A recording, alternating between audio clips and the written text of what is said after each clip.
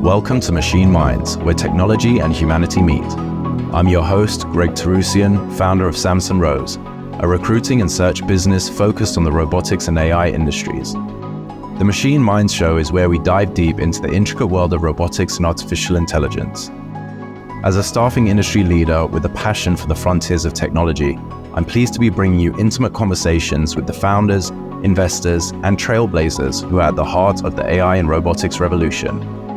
In each episode, we dig into their journeys, the applications of the products they're working on, and the breakthroughs that are shaping our future. Join us as we explore how these machine minds are transforming the way we live, work, and understand our world. Whether you're an entrepreneur, a tech enthusiast, or just curious about this amazing field, you'll learn something new with each episode. Let's delve into the extraordinary. Let's delve into machine minds.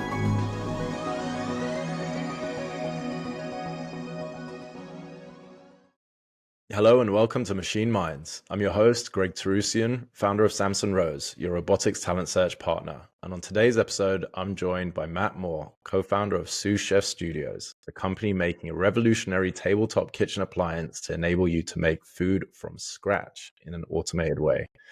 Thanks for being on the show today, Matthew. Yeah, thanks for having me on. Big fan. Big fan. I appreciate that. Look at me, I'm getting so formal. I went from Matt to Matthew. That's right. Let's jump into it. So Matt, look, I want to start with your career because you've had this very interesting path, including being a founder several times and working for some of the big boys like Google, Samsung, etc. Can you share some of your story leading up to founding Sous Chef Studios? Yeah, God, I hate to call it a career. If you look at it, it's just too strange.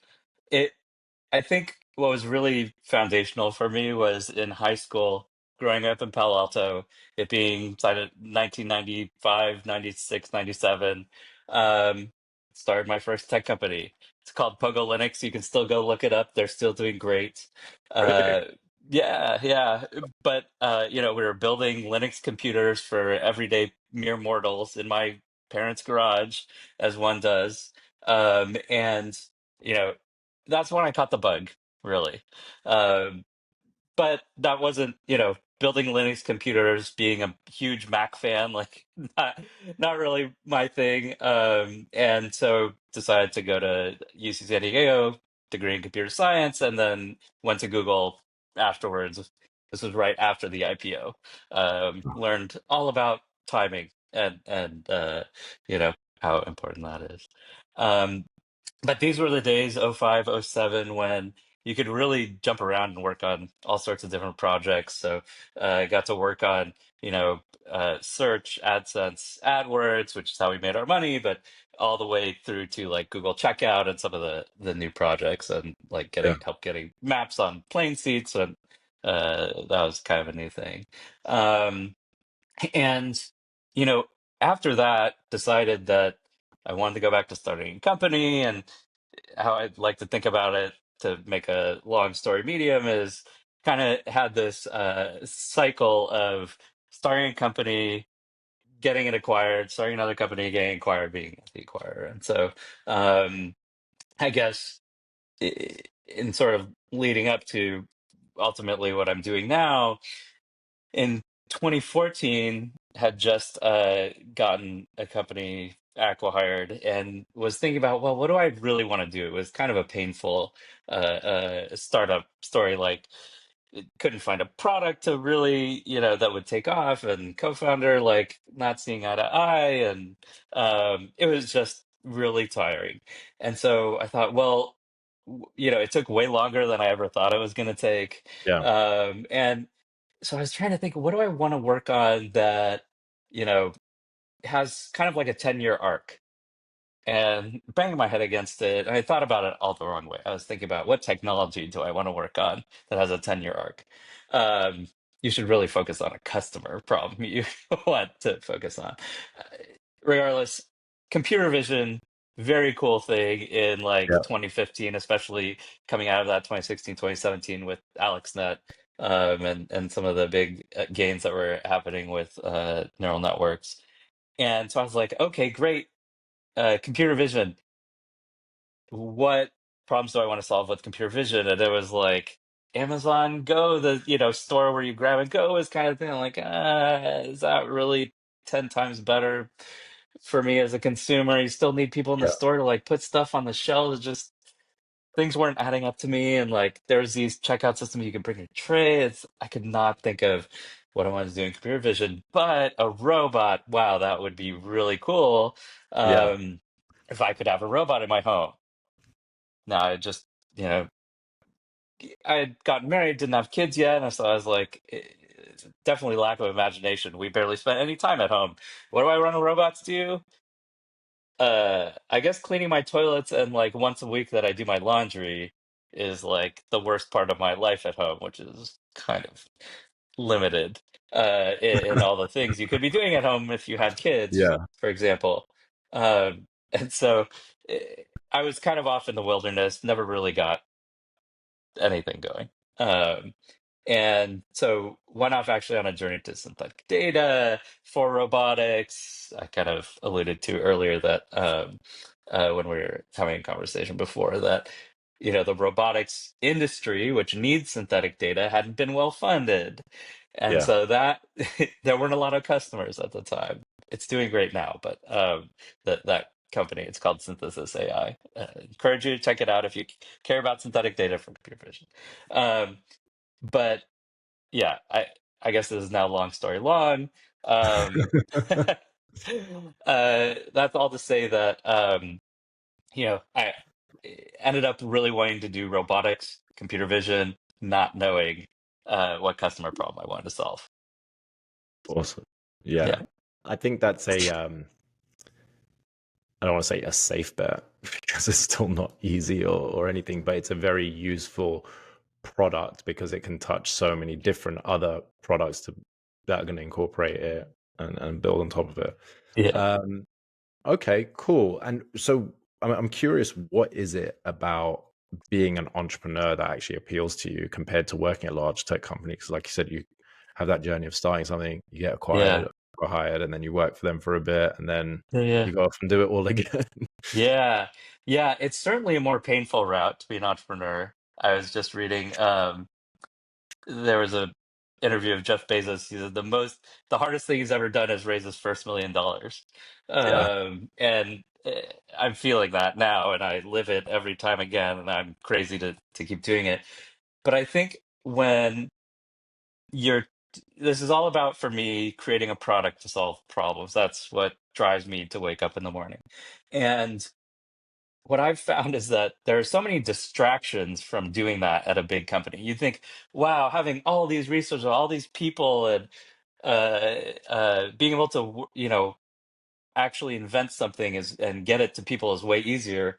And in some ways, it can be, but at the same time you have to convince like four or five chain, you know, levels of command to actually make that decision. And yeah, you know, you have to get approvals across the also horizontally, and it's just there are all these reasons that uh sort of these delicate early inventions can get killed very rationally at a large company. Whereas when you have sort of an existential crisis of getting this very delicate thing to market at a startup, that really makes for a clarity of focus. You yeah, know, everybody's rowing in the same direction. It's not easy for someone to just like, hey, I'll switch teams when this thing it gets a little bit hard, right? And kind of everybody has to be in the same, well, maybe you've burned the boats and so everybody's on the same journey, right? yeah, All going forward. And I think you get better products ultimately a lot of times, better new products, better inventions when there are those severe constraints put on them. And that's what's most exciting for me. very cool. Yeah, you hear it all the time that it's addictive to be in a Yeah. startup, right? If you like the chaos, the pace of work, the innovation, the oh my gosh, are we even going to survive the end of the week kind of thing? But working on the product problem that you really have belief in, you're Yeah. not going to find that everywhere, right? Yeah. So, Actually, yeah, that reminded me, one other thing I wanted to mention is that, you know, there's this saying that people don't leave their company, people leave their boss, yeah, right? And at a startup, it's sort of the most pure uh, expression of that because your boss is your customer.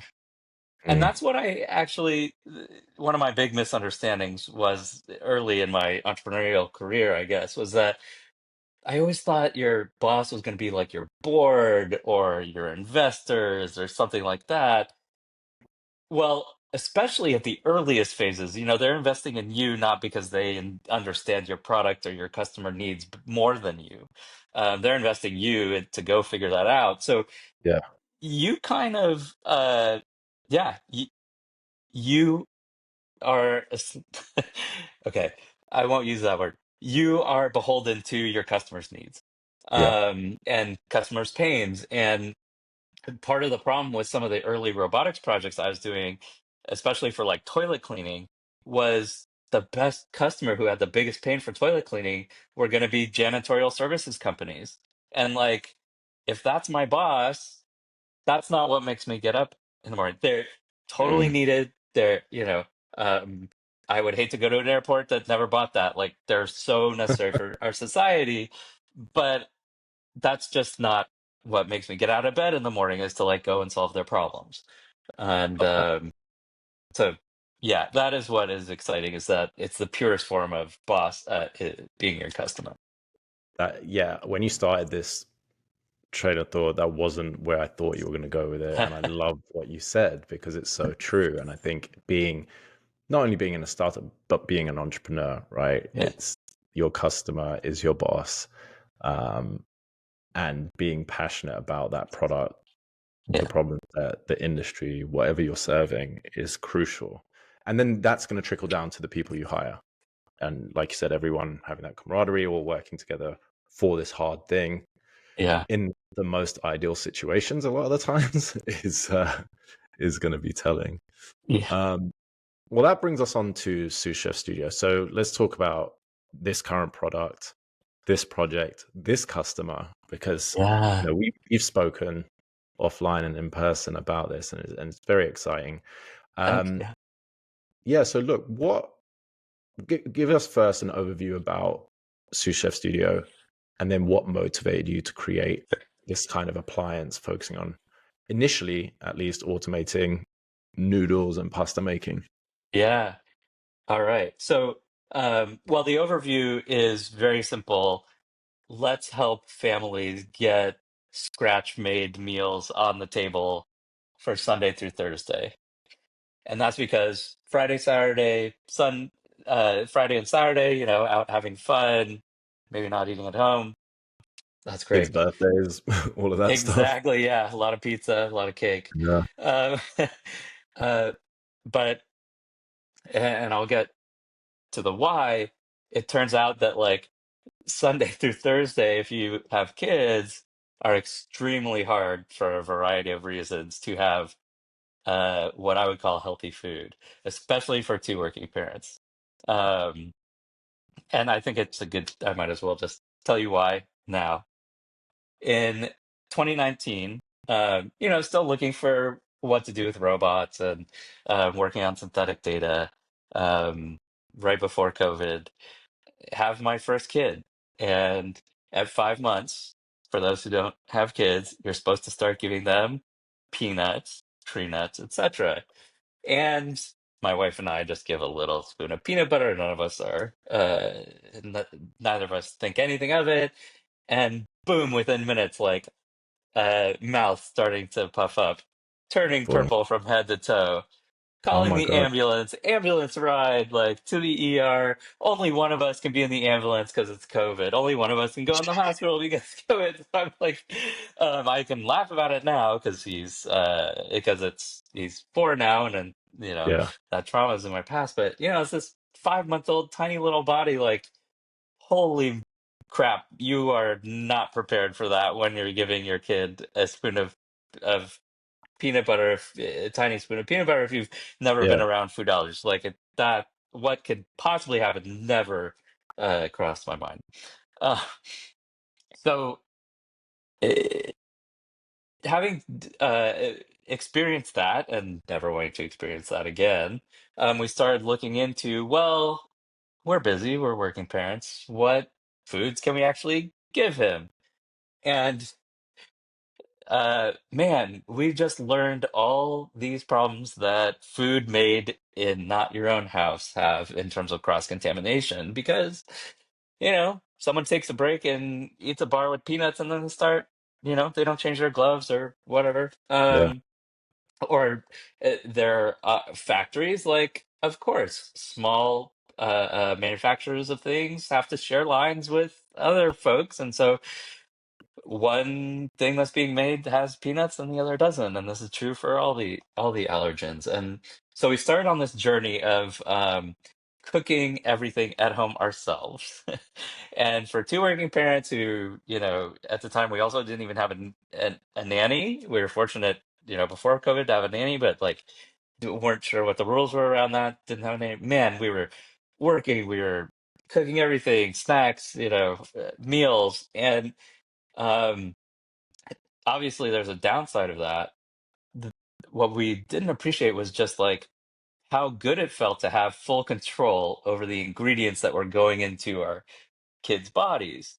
Yeah. And we started looking at like, man, what is on the back of this frozen food you get at, some of the big box retailer grocery stores and stuff? It is just filled with way more salt than you ever need to put in your meal. It's filled with stabilizers and emulsifiers and stuff that have been known to like make your gut inflamed. And just if you all you have to do is get a meal cooked from scratch that same day or a couple days before, you can forget all that crap and junk that you put into your body and just make something that doesn't have to stay good forever. Um, and I'll taste way better as well. So I was like, it's still just painful to do all this. There's got to be a better way. And of course, I had been looking for something to do in robotics, and two and two went together. The problem is, I am a software guy. I don't know anything about how to make hardware, so I was on the lookout for a founder. That took a while. Um, a couple of years. I found this amazing person named Miles, and he can do everything from doing his own hardware. I think he has a lathe, his own workshop, uh, all the way up through writing C++ code for motor Wow. drivers and everything in between, right? He like Awesome. prints PCBs. Like there are very few people who can do that full stack, Yeah. and do it really well. And that's actually for an underfunded startup. That is exactly what you need to start being able to put prototypes together. And it that's why it took 2 years to find someone like him. Yeah. Um, and it was not for lack of trying. I bet. And how did you find him? Was it just your network, introductions? Yeah, so I tried. It was through network. A lot of cold LinkedIn, and Interesting. one thing I had done, which I would highly recommend to uh, people who are entrepreneurs or starting a company but still looking for a team, is I would actually I formed this community called Fellowship of the Nerds.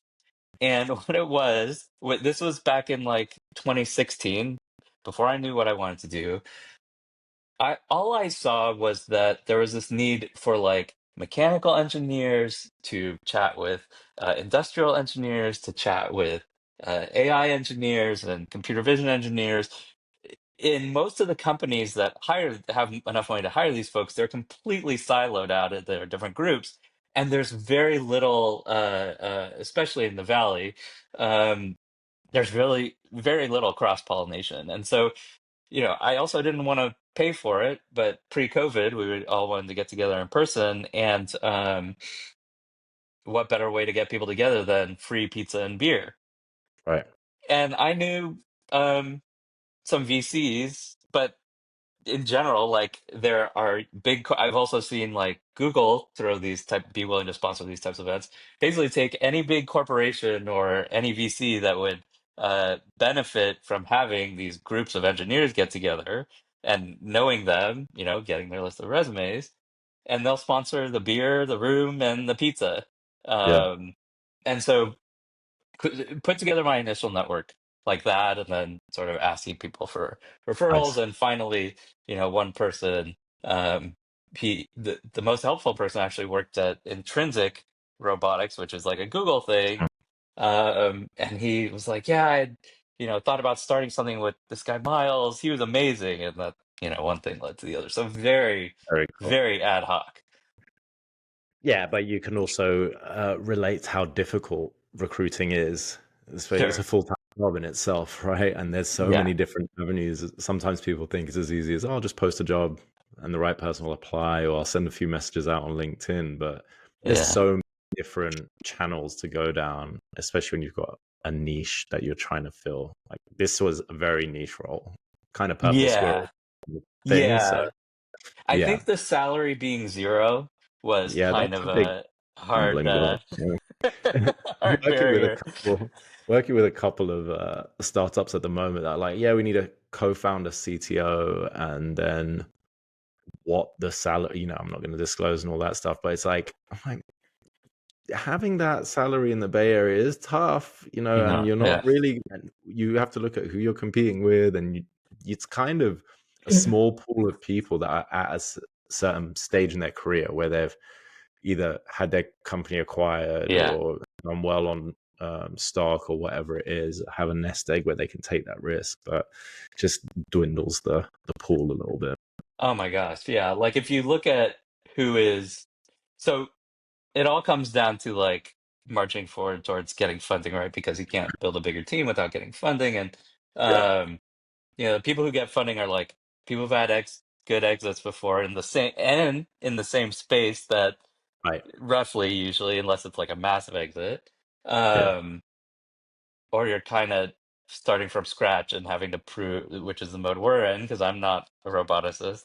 My exits haven't been in robotics, and starting with like proving customer need and validating Yeah. that, right? And so, um, how do we do that? The classic way is through Kickstarter or something like that. Well, how do you do a Kickstarter if you or something like that? Since we're a consumer, Eh, basically what you have to go into a Kickstarter with these days is like way higher than what you had to when Kickstarter just happened, because there have been so many products that never shipped. Right? Mm, People bought in, and so um, rightfully so. Like consumers are a lot more aware and skeptical of what they just put their money into, and that raises the bar. And so you want to be as close to production as possible, so before you take pre-orders. And right. that's the sort of chicken and egg that we're facing right now. And we're both fortunate that our own personal financial needs are not quite what they used to be, sort of pre Yeah. you know um, entrepreneurial adventures in the Of past. course. Yeah, you've had Yeah, some successes. Like, yeah, yeah, it kind of just it sets you up, but then it doesn't when you're trying to attract the talent without that funding, it's hard yeah, to yeah, get them in. Yeah.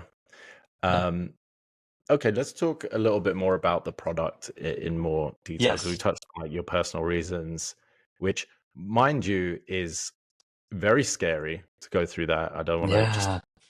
brush over that. That's crazy. Anyone with kids would know because whenever you're giving them like peanuts for the first time or Oh, fish or whatever, you're just like, oh gosh. Um, but I had a neighbor actually, and their daughter was allergic to wheat, I believe it oh, was, and I didn't even know that was a thing. yeah. But I just saw how like they were saying she's so allergic that if they were making pizza at home, like making dough from scratch or whatever, and it was just in the air, she would have a reaction. So they had to like do that everything from scratch at home, which was pretty scary. So there's a huge need for it. And then I think now with everyone being so much more aware of the food in the US Yeah. and the mass available food, and then now politics aside, but with the new administration and RFK, RFK Jr. Coming in and looking at like the food and the Yeah. health network and all of that stuff, I think things like this are becoming more and more. Um, I don't know if mainstream's the right word, but people's awareness and the importance of it, of like food being medicine and food being crucial to your long-term health, is not a hot topic, but like a major topic that people, if No, they oh, want to there's be in. this general arc of longevity as well, right? Which, yeah, there are many. many things we can touch on. But but yeah, food awareness just in general for many reasons is becoming a very hot topic here, right? Yeah. Yeah. So let's talk about the product. So can you describe Yeah. how the appliance operates from, raw ingredients to right now Yeah. the ready to boil pasta, and then what your visions are for after that? Yeah, absolutely. So, let's see, to get to the exciting stuff, the concept is, you buy the core unit or rent the core unit. It's a countertop device, so it can't be too big. It's about 2 feet by 1 foot tall. Um, and it has a rotary component that can be reused, one to make an extrude dough, others to blend either sauces or smoothies. It has one burner at the moment. We're actually moving to two burners. And then it has bins that raw ingredients can go into, and then it has tools that I can pick and place. Um, we kind of avoided the let's just recreate a $10,000 end effector that can do everything, because this has to be a consumer device. And then it also has a 6 DOF arm, 6 degree of freedom arm, which is your standard arm, mounted on XYZ axis. So it is actually an eight degree of freedom arm. Very cool. Um, and uh, so you as the consumer would change out the ingredients and change out the tools depending on what recipes you're doing. And I think the magical thing we were able to do here is really pick our constraints wisely. I think that in hardware is the hardest part. I think is trying to make something that can do everything. um, our constraints are, again, Sunday through Thursday, meals at home, not the Christmas party people are having, not the turkey, right? So we don't need to fit something huge, and not for a lot of people. And the other thing that's pretty neat is we really have from like the last meal to the next meal to make the meal.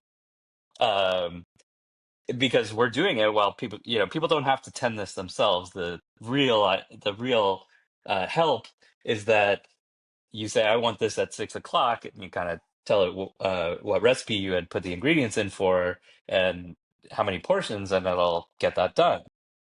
Um, the other constraint we're putting on it to start with, for version one, is like kid-friendly, family-friendly meals. And what does that mean? Well, usually at least the biggest challenge I've had, and many parents I've talked to, the biggest challenge is getting a well-rounded meal for your kid to eat.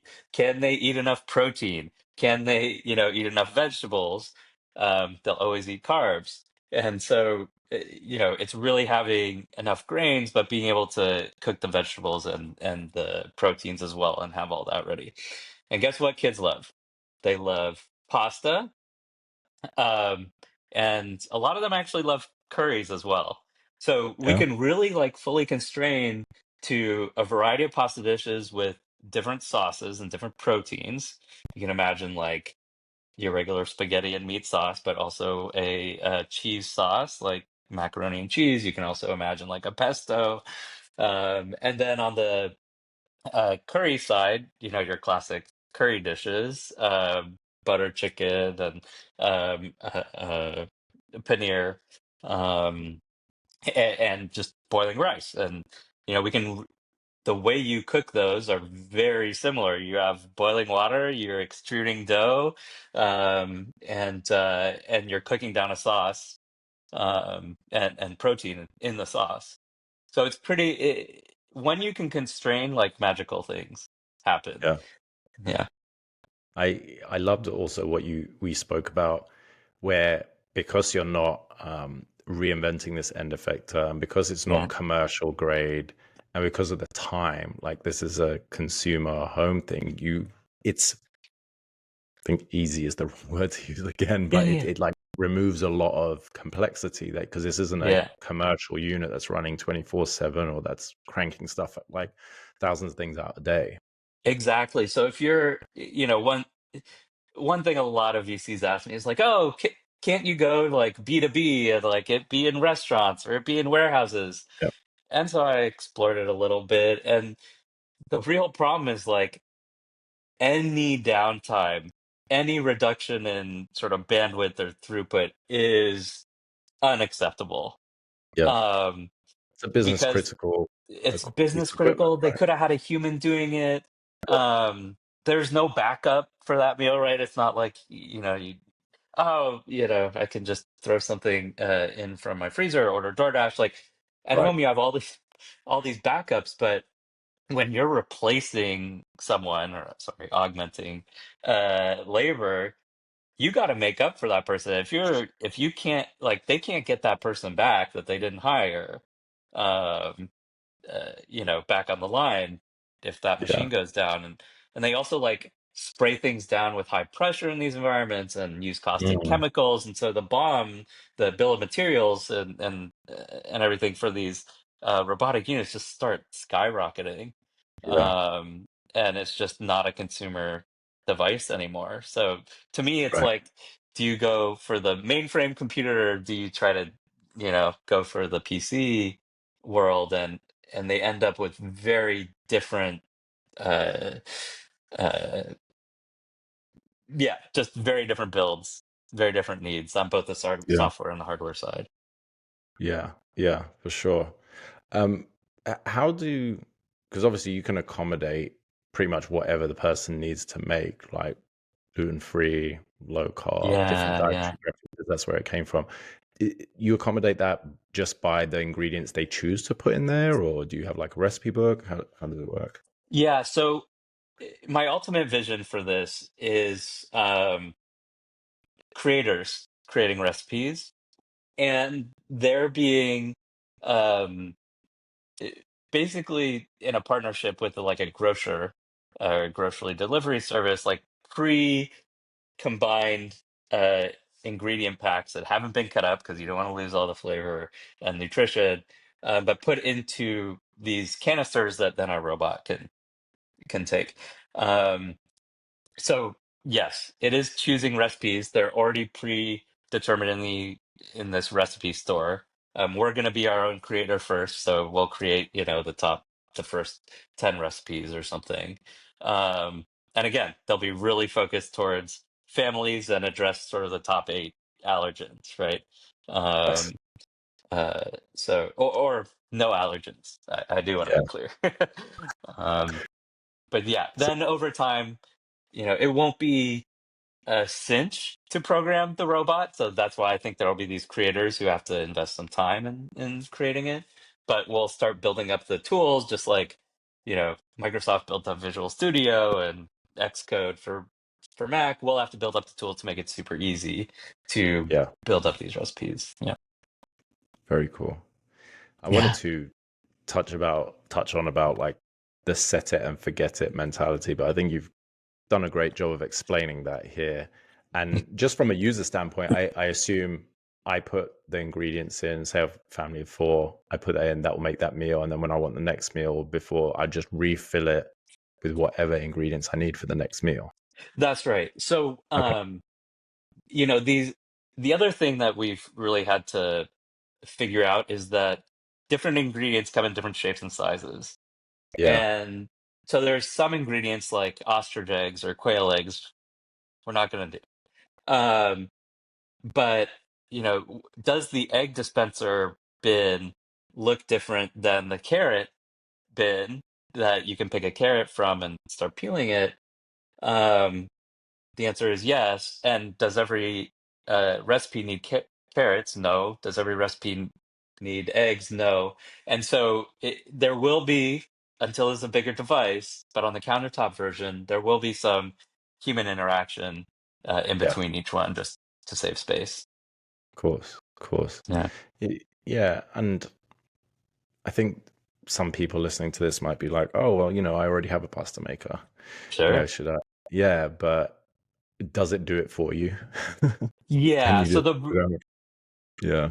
the the problem with most stuff in the kitchen, in the consumer kitchen right now, is the joke I always make is it's a little bit like upgrading Microsoft Windows. It might not be true anymore, but you almost always had to sit there while Microsoft Windows was updating because they would have like questions for the Right. whole hour-long process that it would take.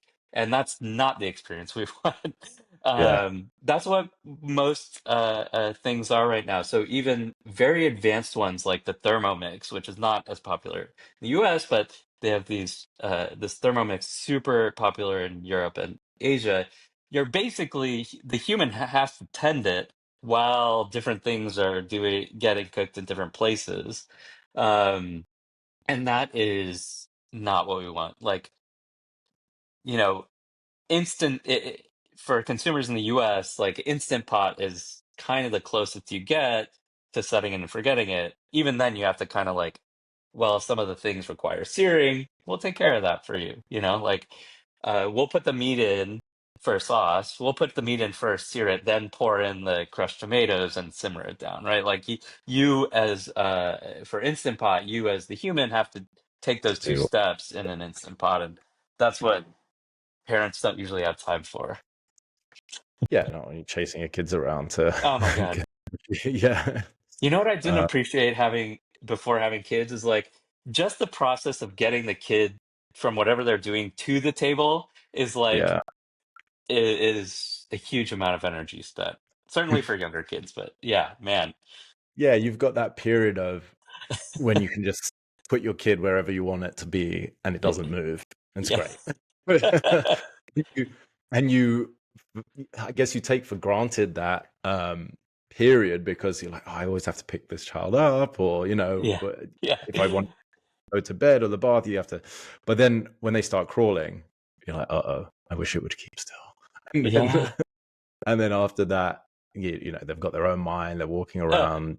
They're yeah. caught up in toys, their games, and all of that stuff. So, yeah, the first 5, 6 years are pretty interesting. Yeah. I mean, just, something as simple as like, can you please wash your hands? Okay, can you Yeah, please wash your hands well? you have to Okay, stand. can you dry your hands? I mean, yeah, how can you cook with all that? It's true. It's definitely a tag team effort for sure.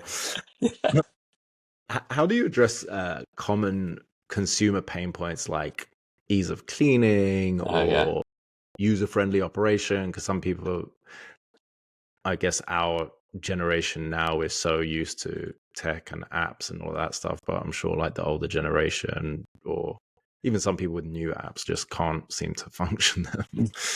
Oh, I know. You know, uh, it's like what I imagine it could be is like if we had a UI on the actual device itself, it's like when Steve Jobs showed the first picture of the iPhone, and it was just an iPod with a rotary dial and like a million different numbers on it, right? Um, Not that. You need a screen. Um, you need to be able to select. You want to get this done quickly. You want to be able to select a recipe as opposed to like what ingredients I'm putting in, and then it needs to guide you in what to do. So I think most of it will be done through a phone or an iPad or something sitting nearby. Um, or on the computer. And so we've worked really hard already on things like Bonjour and Bluetooth, and Bonjour is Apple's word for zero conf and MDNS. Just being able to like be picked up on your local network, sort of like an AirPlay TV is, and being able to use it from different devices. Um, uh, so that's that's the main thing. Cleaning, of course, is the bigger thing, and we're still iterating on that. What I think it will come down to, though, is that there are two big realizations we've had on cleaning. The first is whatever touched food has to go in the dishwasher. So there are going to be plates that you can take out, right, that sort of shield the components, like the electrical components, and you'll be able to take those out and just slam it into the dishwasher. The other big thing we've realized that we hate is when you use like a blender or a food processor and that you put that big piece in the dishwasher and you can't wash anything out. Whoa! Um, uh, Sorry that for those on audio. There's my You, effects on video. Um, it was pretty cool. it We had fireworks. So I hate when I use a blender or food processor and you just can't fit anything in the dishwasher anymore. And so we're going to work really hard to make sure that whatever thing that's like a big cylinder can be collapsed in some way such that it Nice. can go in the dishwasher nicely. Because I am running my dishwasher every night right now with two kids. I mean, that Yeah, thing is like the champion appliance in our house. it's true. It's true. Yeah, they're a lifesaver for sure. Um, who's been testing the product so far? It's just us. It's just Yeah, us. When we're moving this fast and iterating this fast, it would be hard to like have other people that we'd us. have to like also iterate for. Yeah, that's Once fair. we the what surprised actually this comes back to something interesting. When I was talking to when I was trying to figure out what I wanted this robot to do, I talked to a lot of families because I hate to only solve my own problem if I can avoid it. For me, I've gotten enough into the habit of cooking because of my son that like even something that would shorten prep of sort of the more complicated things like onions and excuse me, peeling potatoes and carrots, like even something that just did that would have been helpful for me. What I Yeah, realize is a lot of parents like aren't in this habit of having to cook food all the time because they didn't have an allergy kid. yeah, Um, and so we wouldn't be helping them if we did something that just did that. What what most parents would rather pay for is pay more for a appliance that would do one meal end to end, 100%, one meal a week. They would pay more for that than something yeah. that would like help expedite 20% of the prep for all meals. And that the latter is actually what most appliances do today. It's, Hmm. I mean, I think there are some technical challenges of it being end to end before we had robotics. And so changing the paradigm, once we're able to do meals end to end, which we're close to, then we'll start having test products out in sort of, Nice. we'll open it up to Bay Area. And we're still toying with this idea, but it might be something like make a small angel investment in a company and you get to be the prototype tester, something Very along cool. those lines. Because we Okay. haven't touched on yet how hard it is to raise angel money for this kind of thing. Yeah, yeah, I do want to jump to that if we can, because Yeah, you mentioned before when you speak to investors and they're talking about like, oh, well, can you do this B2B? And the yeah, consumer market is difficult. yeah, Um, and there's not a long list of people that companies that have been successful. But yeah, talking about something like, I don't think anyone's thought about it in this way. Scratch kitchen in a yeah. box is, you know, a novel idea. I like to think So that, certainly. yeah. So yeah, so context, I'm in the San Francisco Bay Area.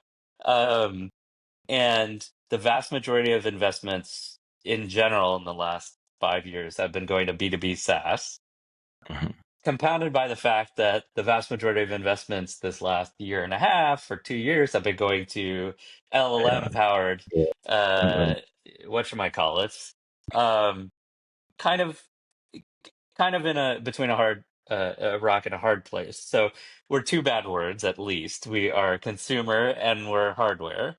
Yeah. Um and then I think consumer kitchen is like this even harder thing where you look for uh the rational investor looks for analogs of like what else has done really well in the kitchen.